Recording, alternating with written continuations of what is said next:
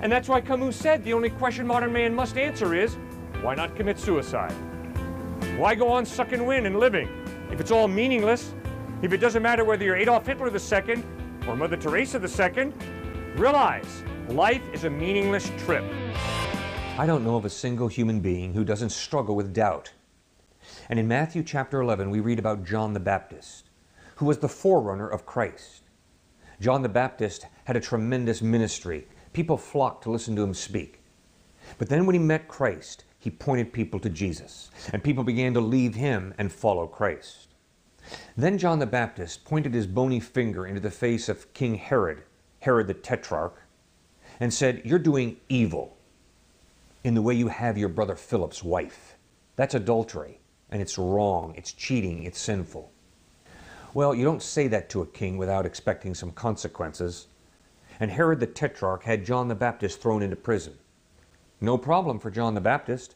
I'm sure he was thinking, well, Jesus is the Messiah. Certainly he will spring me from this prison cell. But instead, John the Baptist began to languish in prison. Christ continued to preach, to heal people, to open the eyes of the blind, to make the lame walk, to love on people. And John heard about it, but he stayed in prison. His expectation was, certainly, Christ is Messiah. He will get me out of this prison cell. So finally one day, John the Baptist sent his disciples to Jesus to ask them, "Jesus, are you the Christ? Or did I make a mistake?" Jesus understood John the Baptist's dilemma. And he said to the disciples of John the Baptist, "Go back and tell John, the blind receive sight, the lame walk, the lepers are healed, and the good news is preached to the poor." And then after those disciples of John the Baptist left, Jesus said, "I tell you, he's the greatest man." John the Baptist, though, struggled with doubt, understandably so. He had some expectations of what God should do, of what Jesus the Messiah should do, and Jesus didn't quite measure up. The fascinating thing is that Jesus never promises to solve all our problems immediately. No, quite to the contrary, Jesus said, "In this world you will have trouble, but take heart, I have overcome the world."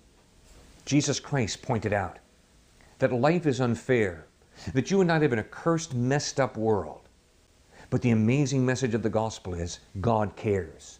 He cares so much that he wants to intervene in your life and in my life, to grow our character, not necessarily heal us of all our diseases, not necessarily get us a new job when we're unemployed, not necessarily have our estranged spouse come back to us. He respects our free will. He respects the free decision of your spouse. He respects your free decisions.